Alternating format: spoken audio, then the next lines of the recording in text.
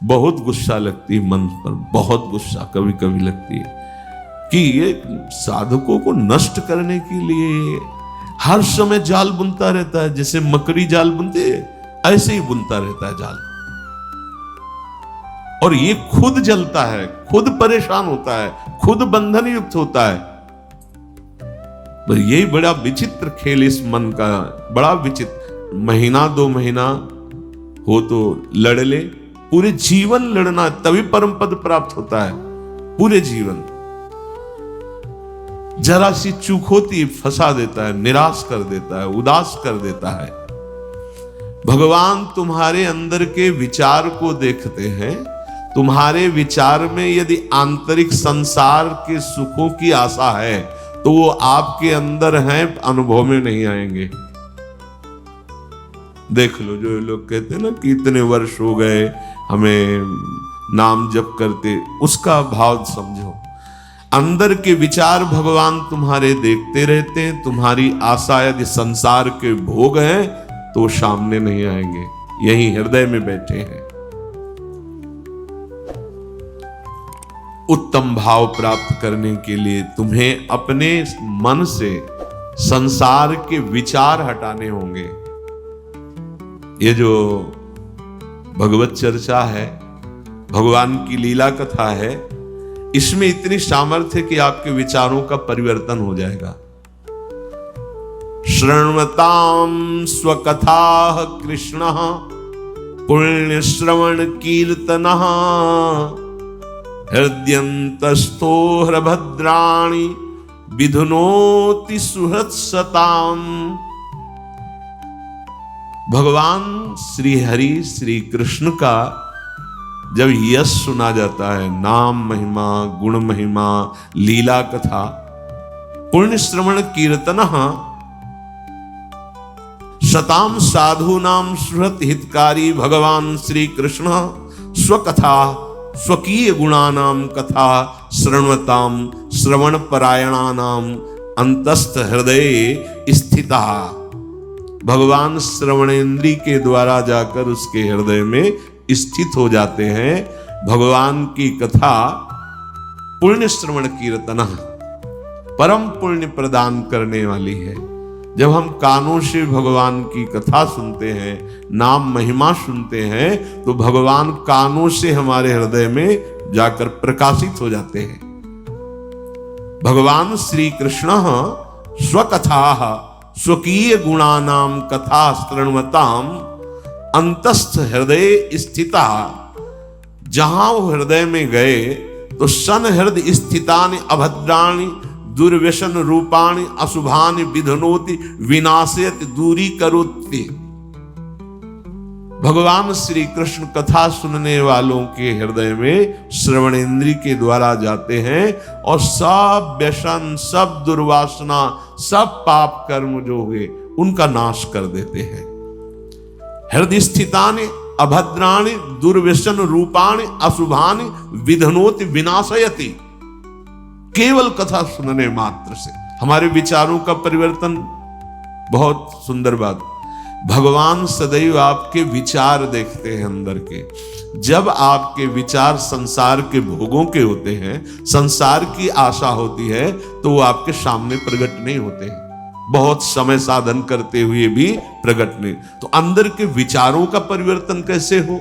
तो बोले कानों से खूब भगवान की कथा सुनो, प्रभु के नाम महिमा, रूप महिमा, लीला, धाम, गुण, ये सुनोगे तो श्रवणेन्द्री से भगवान हृदय में जाएंगे और भगवान हृदय में जाकर सारे व्यसन, अशुभ, पाप, इन सब को नष्ट कर देते हैं। जो अभद्राणी हैं, दुर्व्यसन रूपाणी हैं, अशुभानी हैं, वो विधनोति विनाशयति, हृदय को निर्मल कर देते, अर्थात हृदय के विचार अब भगवत स्वरूप होने लगते हैं। पिबन्ति ये भगवत आत्मनः सताम कथामृतं श्रवण पुटेषु संभृतं पुनन्ति ते विषय विदूषिताशयम् ब्रजन्ति तच्चरण सरोरुहान्तिकम्। ये जना सताम भक्तानां मुखात्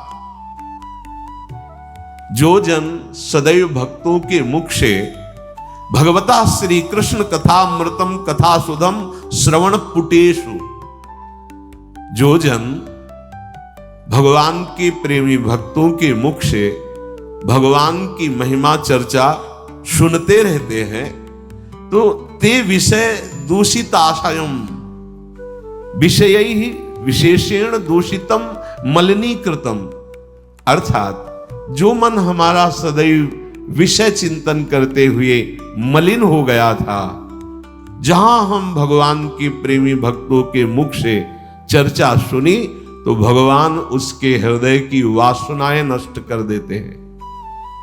कथा का बहुत बड़ा प्रभाव है। धुंधकारी ने कोई और साधना नहीं की थी, केवल 7 दिन एकाग्र चित्त होकर श्रीमद् भागवत की कथा सुनी तो पार्षद स्वरूप होकर के विमान में बैठकर गोकर्ण जी के सामने भगवत धाम को गया। रत्नावती जी ने और कोई साधना नहीं की थी, केवल भगवत चर्चा सुनी। प्रभाव से उनको नाभाजी महाराज ने भक्त भूप कहा है। ऐसा त्याग महारानी होते हुए, सम्माननीय होते हुए मुंडन करा के बैठ गई संतों की सभा में, कोई भय नहीं। भगवत कथा विषय वासनाओं से मलिन अंतःकरण को बहुत जल्दी शुद्ध करती है और हरि के चरण कमलों का अनुभव होने लगता है कि प्रभु के श्री चरणारविंद हृदय में विराजमान है। धर्मः स्वनुष्ठितः पुंसाम विश्वक्षेन कथासु यः नोत्पादयेद यदि रतिम श्रम एव हि केवलम।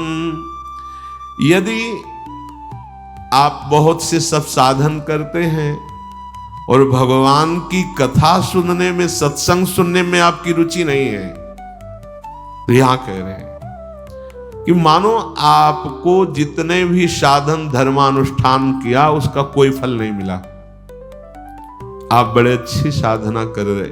ये तो अनुभव की भी बात है।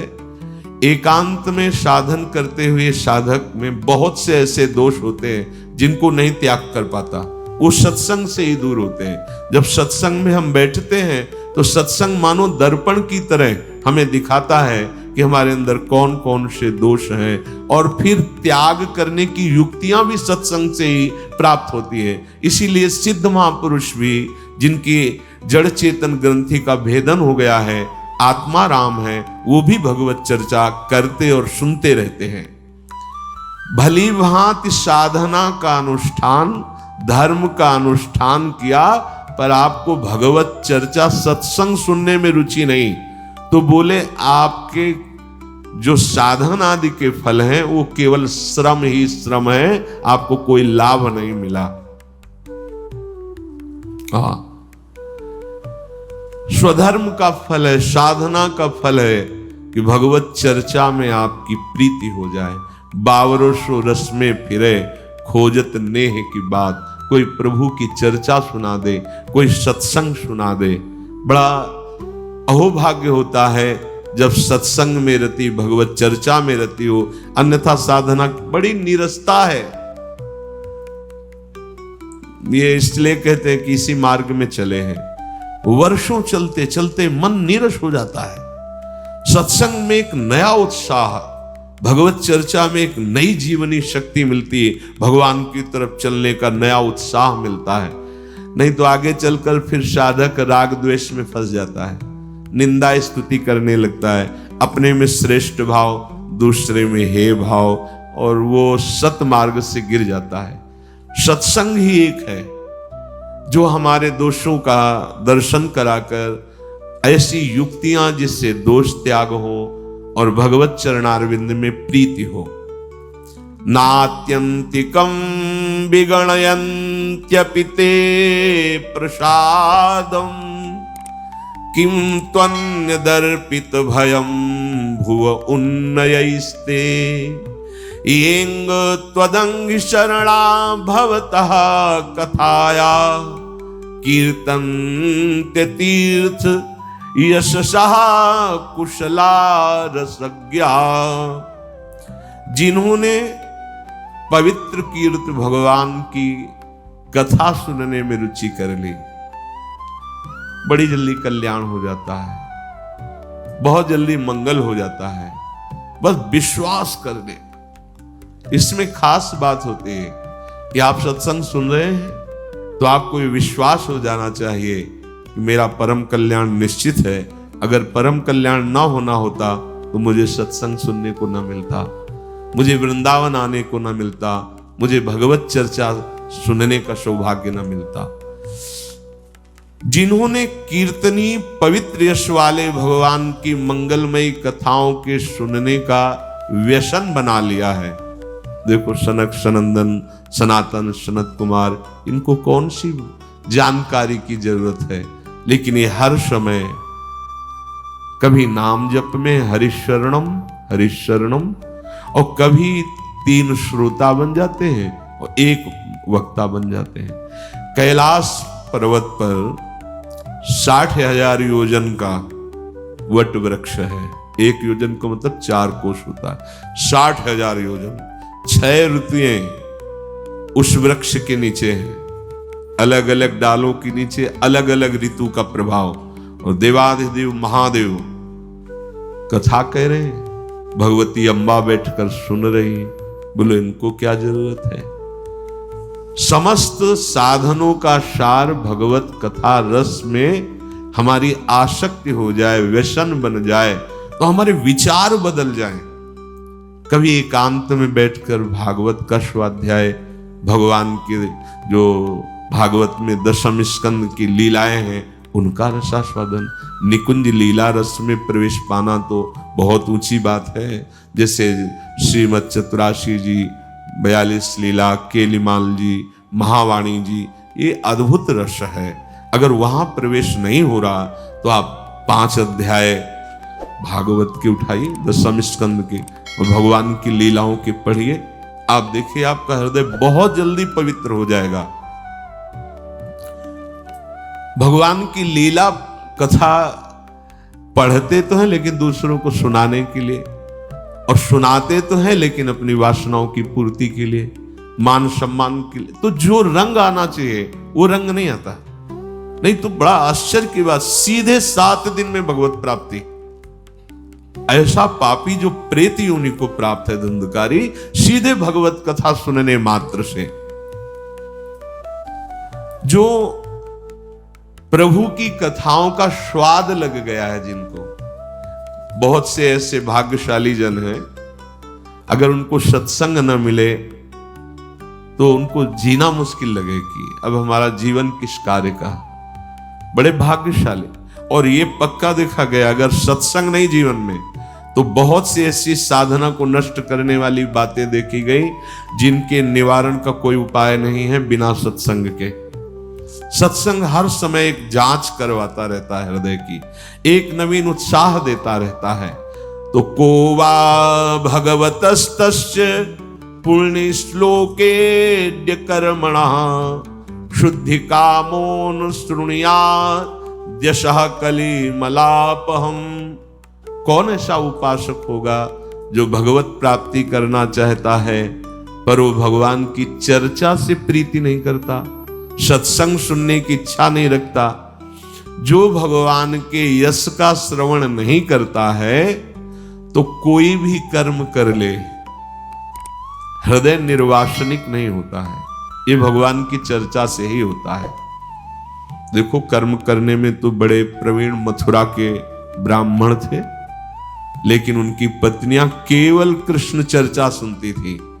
उसी का प्रभाव हुआ कि वो भगवान का साक्षात्कार पाई, और वो कर्मकांडी ब्राह्मण जन एक झलक भी भगवान की नहीं पाए।